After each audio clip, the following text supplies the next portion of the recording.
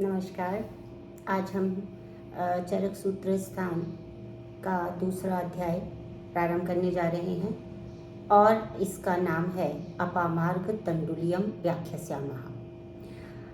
हमने देखा कि जब हम दीर्घन जीवितम अध्याय पढ़ रहे थे तो उसमें हमने देखा कि पंचकर्म से संबंधित जो हैं वो बहुत सारे जो द्रव्य हैं वो मूलिनी फलिनी द्रव्यों में भी बताए गए, लेकिन फिर भी कुछ ऐसे द्रव्य थे जैसे कि पिपली है, मरीच है, ये सब जो हैं वो उसमें नहीं आ पा रहे थे। तो इसलिए यहाँ पर जो शेष पंचकर्मोपयोगी द्रव्य हैं उनके लिए इस अध्याय की योजना की गई। पहली बात तो इसमें ये है। अब इसमें आपको एक बात देखने मिलेगी, क्योंकि जो चरक संहिता है उसका एक शैली है, उसका एक पैटर्न है कि जो अध्याय का नाम होता है उसी नाम से जो पहला श्लोक होता है वो उसी नाम से प्रारंभ होता है। लेकिन हमने यहाँ देखा कि जब ये अध्याय का नाम है अपामार्ग तंडुलियम अध्याय, लेकिन जब ये श्लोक प्रारंभ हो रहा है तो उसका नाम है अपामार्गस्य बीजानि पिप्पली मरीचानि च। तो यहाँ पर अपामार्गस्य बीज का वर्णन हुआ है। तो इसको स्पष्ट करते हुए चक्रपाणि ये कह रहे हैं कि वहाँ पर अपामार्ग तंडुल मतलब कौन सा ऐसा तंडुल लेना है हमको। वहाँ अपामार्ग तंडुल से हमें वही समझना चाहिए कि जो अपामार्ग का निस्तुष यानी कि ऊपर से जो ब्रान होता है ना उसको हटा देना है और उसके अंदर से ऐसा बीज जो कि अंकुरित होने का सामर्थ्य रखता हो उसी का ग्रहण करना है। क्योंकि यहाँ पर औषधि के स्वरूप में हम उन्हें ग्रहण कर रहे हैं तो वो कैसा होना चाहिए कि उसके ऊपर कोई भी ब्रान या कुछ भी ऐसा नहीं, भूसी जिसको बोलते हैं, तो वो सब हटा देनी है, निस्तुष हो जाना है। और जो अंकुरित करने की सामर्थ्य रखता हो वही वाले बीज का ग्रहण करने के लिए यहाँ पर कहा गया है। इसलिए अध्याय का नाम अपामार्ग तंडुल्य कहने पर भी अपामार्ग बीजानी जो वो इस शब्द से इसका प्रारंभ किया गया। अब दूसरी बात ये होती है कि इसमें सबसे पहले जो ये अपामार्ग के विषय में बात की गई, तो अगर हम देखें तो सबसे पहले तो वैसे श्लेष्मा यानी कि वमन करवाते हैं हम पंचकर्म में। एक सीक्वेंस देखते हैं, जैसे आप सबको पता है कि वमन, विरेचन, फिर इस तरह से बस्ती। तो यहाँ पर जब ये द्रव्यों का भी मैं आगे वर्णन करती हूँ तो कैसे इन्होंने उस ट्रेंड को चेंज किया और क्यों किया इसके बारे में भी हम पढ़ते हैं।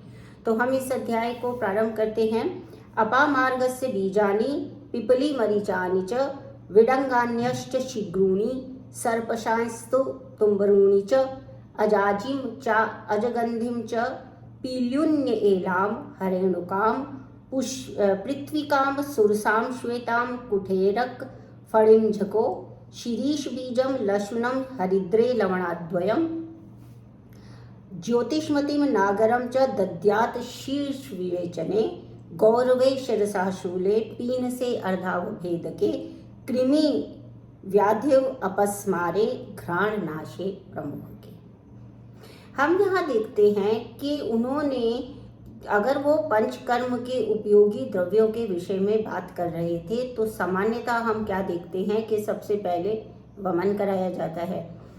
लेकिन फिर क्योंकि अगर वमन न कराया जाए, अगर वो अवांत हो, एक शब्द को आप ध्यान में रखेंगे कि अवांत शब्द जब आता है तो हमें ये समझना चाहिए कि वो क्या बताना चाह रहे हैं कि जिसका वमन अभी नहीं हुआ है वो अवांत कहलाता है। तो जो अवांत द्रव्य है वो व्यक्ति है, उसमें यदि विरेचन दे दिया जाएगा तो उसका श्लेष्मा जो है वो शेष जो रहा हुआ है वो फिर आके ग्रहणी में आकर उसको दूषित कर देगा। ठीक है ना। जो श्लेष्मा ऊपर बचा रह गया है विरेचन से, हालांकि कफ का भी विरेचन होता है, विरेचन दोनों के लिए प्रयोग किया जा सकता है, लेकिन तथापि जिस तरह से वमन से कफ का निष्कासन होता है, बाहर निकलता है, वैसा विरेचन से नहीं होता है। तो वो बोलते हैं कि अगर ऐसा होता है कि विरेचन पहले दे दिया जाता है तो श्लेष्मा वहाँ पे जो शेष रह गया है, आमाशय में शेष रह गया है, वो जो है फिर से वो ग्रहणी को आके लेप कर देगा वहाँ पे, तो वो उसका शोधन जो है वो सही तरीके से नहीं हो पाएगा। तो इसीलिए उन्होंने कहा कि इसलिए फिर पहले वमन कराते हैं, फिर विरेचन कराते हैं, फिर बस्ती कराते हैं, इस तरह का सीक्वेंस है।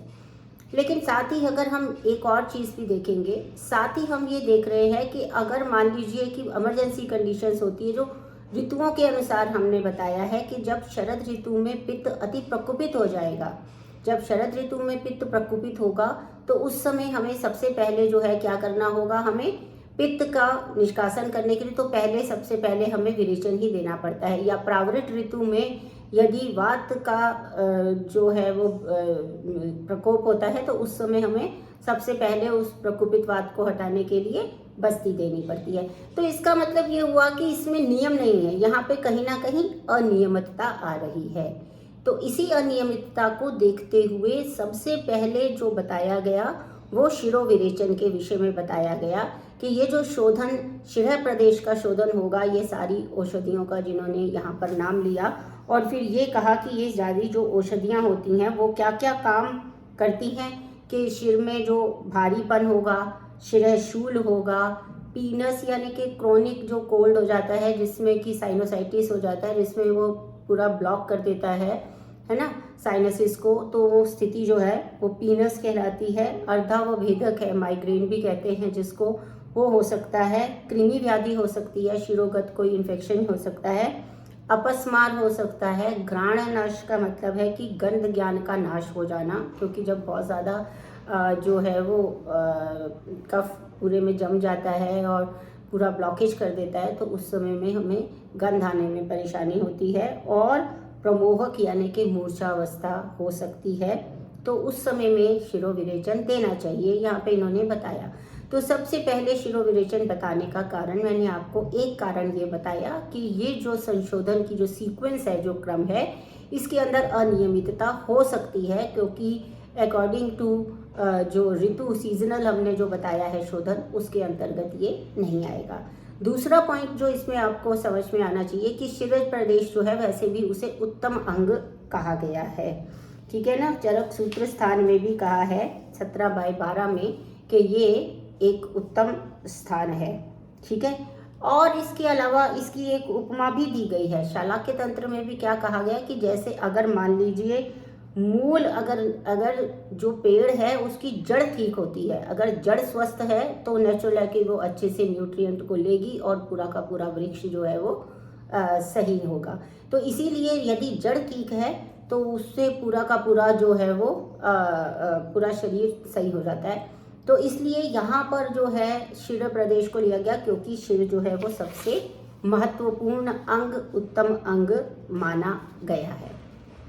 अब इसमें शिरोविरेचन का जो द्रव्य है उसमें सबसे पहले अपामार्ग का प्रयोग किया गया है, जिसको कि प्रत्यक पुष्पा भी कहते हैं। तो ये श्रेष्ठ है। चरक सूत्र स्थान में 25वां अध्याय जब हम पढ़ेंगे तो उसमें कुछ अग्रे गण बताए गए हैं। अग्रे गण का मतलब होता है कि जो सबसे अधिक कार्य करता है, सबसे महत्वपूर्ण, किसी भी विषय में जो सबसे महत्वपूर्ण है, जो चिकित्सा में या जैसे भी हम स्वस्थ को स्वस्थ रख सकते हैं और आतुर का विकार प्रशमन कर सकते हैं, उसमें जो श्रेष्ठ होगा, उस ग्रुप में जो श्रेष्ठ होगा उसको बताने के लिए अग्रगण चरक सूत्र स्थान 25 में बताया गया है, जिसे हम समय आने पर जरूर पढ़ेंगे। तो अभी के लिए उन्होंने बताया कि प्रत्यक पुष्पा या फिर अपामार्ग को यहाँ पर जो है वो बेस्ट बताया गया है। अब इसमें एक द्रव्य है जो कि जिसके बारे में थोड़ा सा हम चर्चा करेंगे। एक तो पीलू है।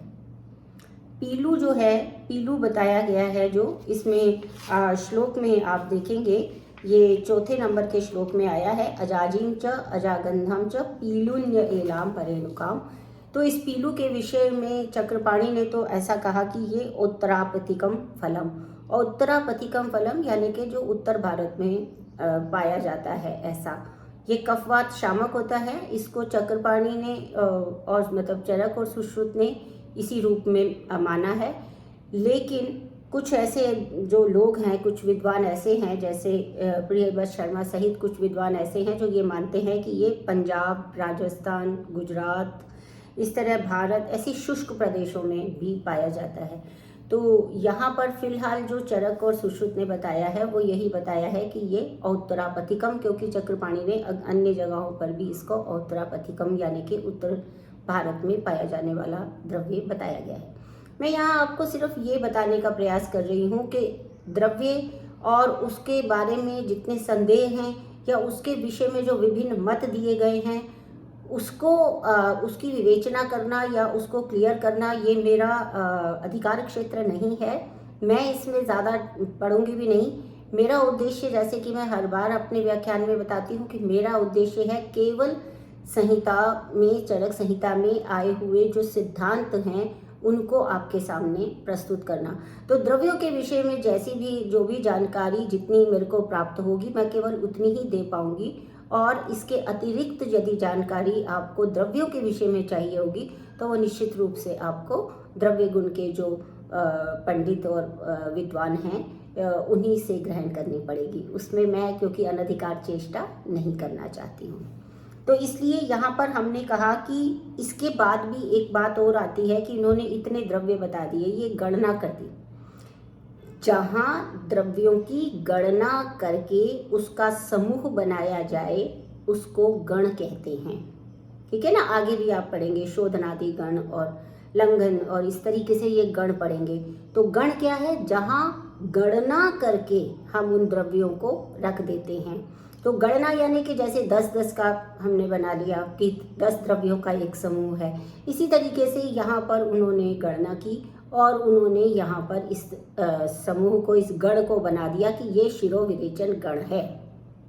ठीक है, तो शिरोविरेचन गण है, लेकिन ऐसी भी सहूलियत, ऐसा भी वो फ्लेक्सिबिलिटी देता है कि जिस, अगर मान लीजिए इनमें से ये गण है, ये सब जो है वो शिरोविरेचन में ये काम आएंगे, लेकिन ऐसा नहीं है कि हर बार इन 10 के 10 को ही लेना ज़रूरी है, ऐसा नहीं है। आपको कहीं लगे कि ये ज़रूरत नहीं है तो आप उसमें से निकाल भी सकते हैं। ऐसा जो है चरक ने आगे जाके विमान स्थान के 8वें अध्याय में 149वें नंबर गद्य में उन्होंने इस बात को क्लियर किया है कि भाई अगर ज़रूरत नहीं है तो आप गण में से निकाल दीजिए। इसी तरह से सुश्रुत ने भी अपने सूत्र स्थान 37 के 33वें श्लोक में कहा है कि भाई आप जो है ना संपूर्ण वर्ग ले सकते हैं, अर्ध वर्ग ले सकते हैं, आप जो है वो जो लाभ के अनुसार कैसा भी आपका मन करे आप उसमें से ले सकते हैं। तो ये फ्लेक्सिबिलिटी छोड़ी गई है, और इसका कारण क्या है कि वैद्य के लिए सबसे ज़्यादा महत्वपूर्ण क्या बात है? युक्ति है, सम्यक प्रयोग करना आना है, जिसे कि हमने चरक सूत्र स्थान 1 में ऑलरेडी पढ़ लिया है ना। तो सम्यक प्रयोग के लिए अब वो सब जगह पे वो फ्लेक्सिबिलिटी जो है वो रखने के लिए हमें उपदेश दिया गया है। तो ये है इस प्रकार से। और इसके बाद में जो आता है वो वमन है, जैसे मदनम मधुकम निम्बम जीमूतम कृतवेदनम पिपली कुटज इक्ष्वाकु एलाम धामार्ग वाणिच उपस्थिते श्लेष्म पित्ते व्याधव आमाशयाश्रये वमनार्थम प्रयुंजीत भिषग देहम अदूषयन। यहाँ पर अब ये जो 2 श्लोक है 7वां और 8वां, यहाँ पर इन्होंने वमन के लिए फिर उसके बाद जो द्रव्य बताए वो वमन के लिए बता दिए। तो वमनार्थ द्रव्य जो हैं वो क्या हैं? मदन फल, मधु यष्टि, नीम, जीमूत, ये आप सारे जो है जिस तरह से मैंने पहले आपको बताया ऐसे ही इनको या तो श्लोक फॉर्म में याद कीजिए या निमोनिक्स बनाकर याद कीजिए। लेकिन इनको याद करने से लाभ ये होगा कि आप चिकित्सा में बड़े अच्छे से आपको ध्यान में होगा कि ये वमन के लिए है, ये शिरोविरेचन के लिए है, तो हमें यदि प्रयोग करना है तो हम किस किस द्रव्य को कैसे कैसे प्रयोग कर सकते हैं। उसके लिए यदि आपको ये चीज़ें याद रहती हैं तो बहुत अच्छा होता है। हर बार बुक खोल के तो नहीं देखोगे ना कि कौन सा लेना है, क्या लेना है। तो जब हम प्रैक्टिस कर रहे होते हैं तब हमारे को ये चीज़ें अगर टिप्स पे रहती हैं, और ये टिप्स पे कब रहती हैं? हम जब प्रैक्टिस करना शुरू करते हैं तब तो थोड़ी बहुत रहती हैं, लेकिन अगर हम इसी समय में, मतलब जब हमारा ये आधार बन रहा है, जब हम चरक संहिता पढ़ना शुरू कर रहे हैं, तब से ही यदि हम इन द्रव्यों को याद करने का और ये सब करने का अगर हम प्रयास करते हैं तो निश्चित रूप से आपको ज़्यादा लाभ होता है। और इस समय का याद किया हुआ, फर्स्ट ईयर का, सेकेंड ईयर का याद किया हुआ जो श्लोक है, जो भी आप याद करते हैं फर्स्ट और सेकेंड ईयर में, वो आपको जीवन भर याद रहता है, ऐसा हमारा अनुभव कहता है। तो इसलिए आपसे अनुरोध है कि आप इन्हें याद रखने का प्रयास करें। तो इसलिए यहाँ पर ये जो द्रव्य बताए गए हैं, इनको हमने कहा कि जब इसमें दो बातें हैं। एक तो ये कि सबसे पहले मदन फल के बारे में बताया गया। तो मदन फल के बारे में क्यों बताया गया? क्योंकि वही बात है, जो श्रेष्ठ होता है मदन फल को कल्प स्थान में जो है वो 13वां श्लोक है, वहाँ पर बताया गया है कि मदन फल जो है वो उत्तम वमन औषधि है। तो वमन द्रव्य में प्रधान होने के कारण वमनार्थ द्रव्यों का जब गणना की गई तो उसमें सबसे पहले वामक द्रव्य जो है वो मदन फल को माना गया। क्योंकि क्यों माना गया वो आगे और पढ़ाएंगे, लेकिन बेसिकली बात यह है कि इसलिए कि इसको बहुत सारी जगहों पे यूज़ किया जाता है, और दूसरी बात यह है कि इससे होने वाले जो साइड इफ़ेक्ट्स जिसको हम कहते हैं वो बहुत ही कम होते हैं। तो इसलिए इसका प्रयोग प्रायः वमन के लिए मुख्य रूप से किया जाता है।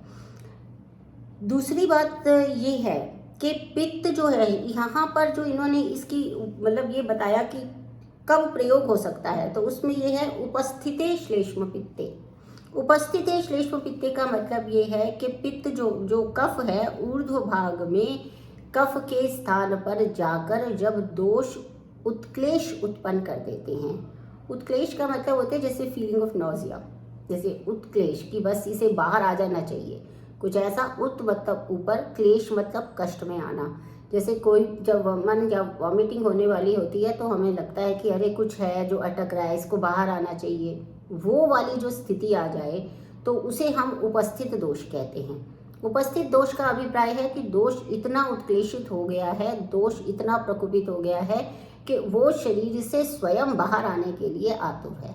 हमें उसके लिए प्रयास करना है, हल्का सा प्रयास करना है, और बाकी का वो तो स्वयं ही बाहर आने के लिए उद्यत पड़ा हुआ है, वो खुद ही बाहर आने को एकदम तैयार पड़ा हुआ है, तो उसे उपस्थित श्लेष्मा। अब यहाँ पर एक बात फिर से समझने की है कि श्लेष्मा के लिए तो ठीक है, लेकिन पित्त के लिए क्यों? क्योंकि पित्त का तो के लिए तो विरेचन श्रेष्ठ बताया गया है, लेकिन यहाँ पर कहा है कफ पित्त। इसका कारण ये है कि पित्त का भी जो अधोभाग जो आमाशय का है, ऊर्ध्वभाग तो कफ का स्थान है, और जो आमाशय का अधोभाग है उसका स्थान क्या है? पित्त है। तो अब पित्त को जो है भी साथ ही में, यह कि आमाशय क्योंकि है तो कफ का स्थान, लेकिन पित्त वहाँ आया हुआ है, तो इस वजह से उसमें जो है वमन का विषय नहीं है, फिर भी कफ के स्थान होने के कारण, कफ से संबंधित होने के कारण यहाँ पर उसको भी इसी में ले लिया गया है। और यहाँ पर जो शब्द प्रयोग हुआ कि शरीर को कष्ट ना पहुँचाते हुए देहम अदूषयन, ये सारे जितने भी हम कोई भी अगर हम आप देखेंगे कोई भी अगर हमको ऑपरेटिव प्रोसीजर या कोई भी प्रोसीजर अगर हमें करना है जो इंटरनल है या एक्सटर्नल है, हमें इस बात का ध्यान तो रखना ही पड़ेगा ना कि वो बॉडी को फर्दर कोई और कष्ट ना पहुंचाए। अगर वो और कोई कॉम्प्लिकेशंस पैदा कर देता है तो फिर उसको हम विशुद्ध चिकित्सा नहीं कहते हैं। तो इसलिए उन्होंने यहाँ स्पेशली कहा कि जो देह को और अधिक जो है वो दूषित ना करे। अब इसके बाद क्या है कि यहाँ पर सिद्धांत है कि जो दोष के स्थान में आए हुए दोष का जो है स्थानीय जो दोष होता है उसके अनुसार चिकित्सा करनी होती है। ठीक है, यदि कोई दूसरी जगह से दूसरे आशय से आकर किसी स्थान पे आया है, सपोज अभी यहाँ पर पित्त जो है वो कफ के स्थान पे आया है, तो उसमें स्थानीय जो दोष है उसकी चिकित्सा करनी होती है। ये है सिद्धांत नंबर 1 इस श्लोक में।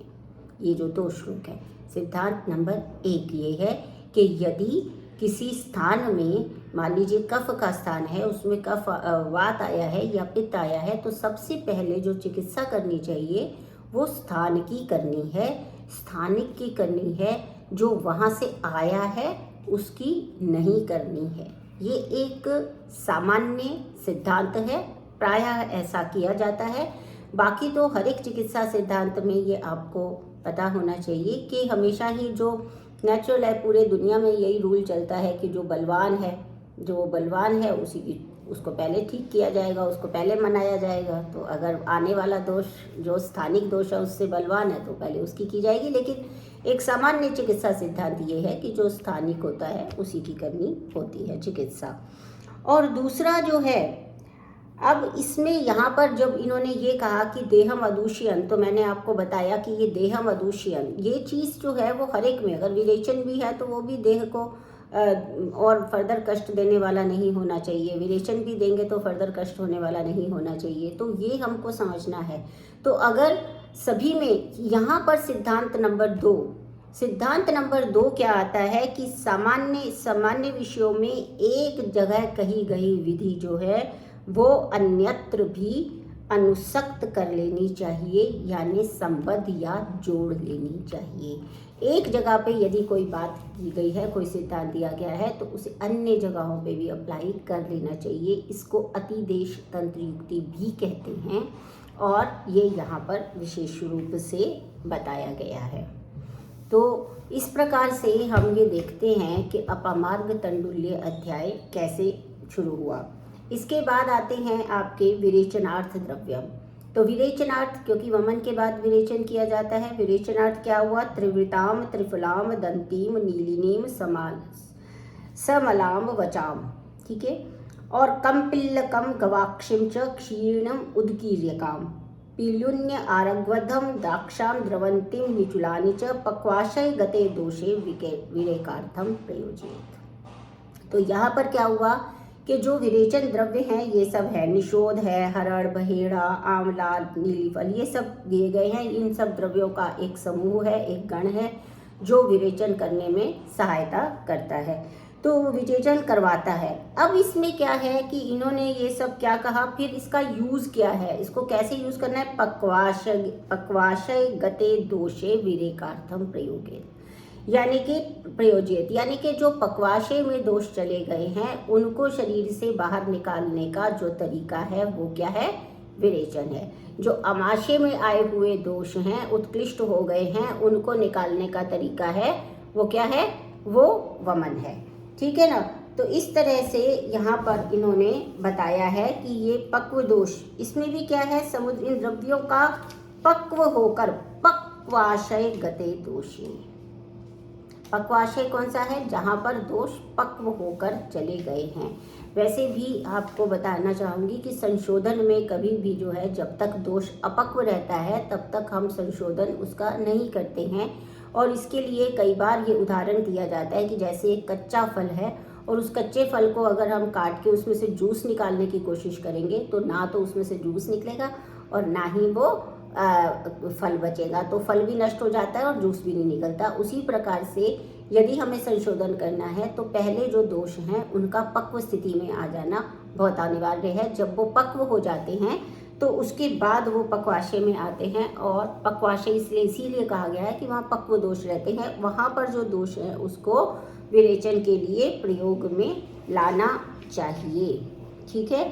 तो आमाशय के अधोभाग में स्थित जो पित्त था उसका तो निर्हरण हो ही गया, उसके बाद विरेचन को कहा गया है, ठीक है। कि विरेचन द्रव्य में भी जो त्रिवृत है वो सबसे ज़्यादा वो प्रमुख है, इसलिए उसको प्रमुखता से यहाँ पर लिया गया है, ठीक है।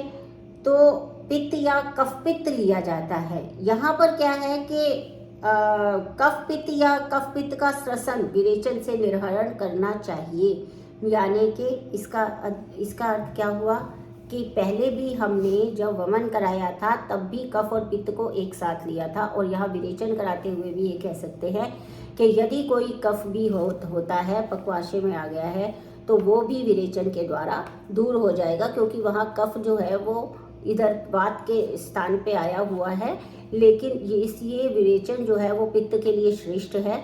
तो वहाँ पर अगर कोई कफ भी आ जाता है तो उसका भी निर्हरण हो जाता है, इसलिए विरेचन का प्रयोग कई कफ और पित्त दोनों का निर्हरण करने के लिए किया जाता है।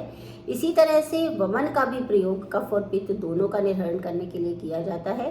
क्योंकि विरेच्यते यानी कि विरेचन का अर्थ होता है कि उसको विशिष्ट प्रकार से बहिरीरियते यानी कि बाहर की तरफ निकाल दिया जाता है। जो दोष प्रकुपित होकर टॉक्सिन्स बन के बॉडी में हमारे अगेंस्ट काम कर रहे हैं उनको बाहर निकालने के लिए ये जो प्रक्रिया है विरेचन की ये की जाती है और इन सब द्रव्यों का यहाँ पर प्रयोग किया जाता है। ठीक है, तो आज के लिए हम इसको इतना ही रखेंगे और इसके बाद हम आगे बढ़ेंगे आस्थापन और अनुवासन के द्रव्य और फिर कैसे हमें जो है वो पंचकर्म का एक और सिद्धांत हम अगले वाले जो हमारा लेक्चर होगा उसके अंदर लेंगे। तब तक के लिए आपसे अनुरोध है कि आप इन द्रव्यों को याद रखने का प्रयास करें और ध्यान रहे कि वामक द्रव्य कौन से हैं, विरेचन कौन से हैं और शिरोविरेचन द्रव्य कौन से हैं। नमस्कार।